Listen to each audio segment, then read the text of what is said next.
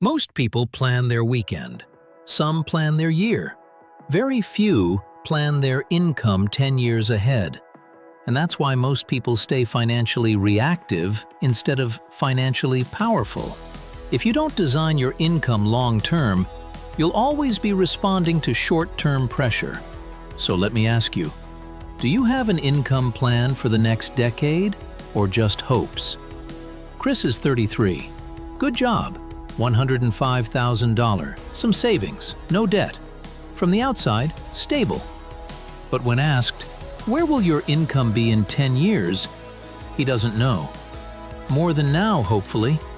That's not a plan, that's optimism. Most people operate like this. Year-to-year raises, random job switches, occasional investments. No architecture, no trajectory, just motion. And motion without direction doesn't guarantee progress. Now compare that to someone who thinks differently, not more gifted, just more deliberate. Long-term income planners think in 3 phases. Phase 1, skill accumulation. Phase 2, leverage expansion. Phase 3, asset dominance. They don't rush to wealth, they structure the path. Let's break it down. Phase 1, skill accumulation, years 1 to 5. Deep expertise, scarcity building, negotiation power, income growth through positioning. This is foundation building. Most people quit here because it feels slow. But this phase builds earning capacity. Phase 2, leverage expansion, years 3 through 8. Now income is strong. Confidence increases.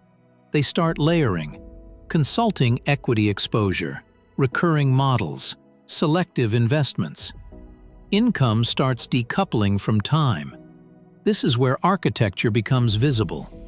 Phase 3, asset dominance, years 7 to 15. At this stage, assets generate significant portion of income. Primary job becomes optional.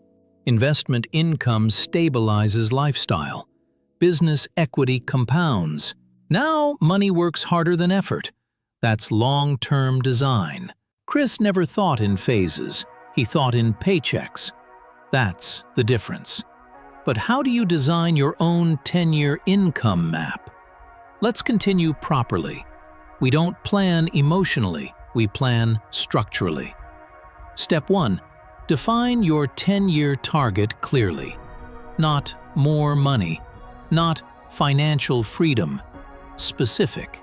Example, current income, $100,000. 10-year target, $300,000 plus total income. Goal, 50% from assets, 50% from active leverage. Clarity creates direction. Direction shapes behavior. Step 2. Reverse engineer the path. If target is $300,000, ask, how much must come from primary skill? How much from leverage streams? How much from assets? Example blueprint, $180,000 primary/leveraged role, $60,000 recurring business income, $60,000 asset income.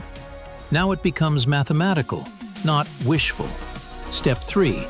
Allocate growth phases, years 1 through 3. Skill deepening plus income acceleration. Years 3 through 6. Build recurring leverage. Years 6 through 10. Scale assets aggressively. When you think in phases, you stop chasing shortcuts. You start executing patiently. Step 4. Risk management logic. Long-term planning isn't about aggression, it's about balance. Never risk stability for speculation.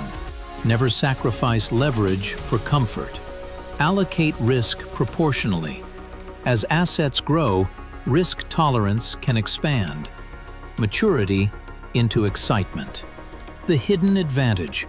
Long-term planners don't panic, they adjust. Recessions? They reposition. Layoffs? They leverage assets. Market shifts? They adapt skill stack. Why? Because they think in decades, not months. Short-term thinking creates emotional decisions.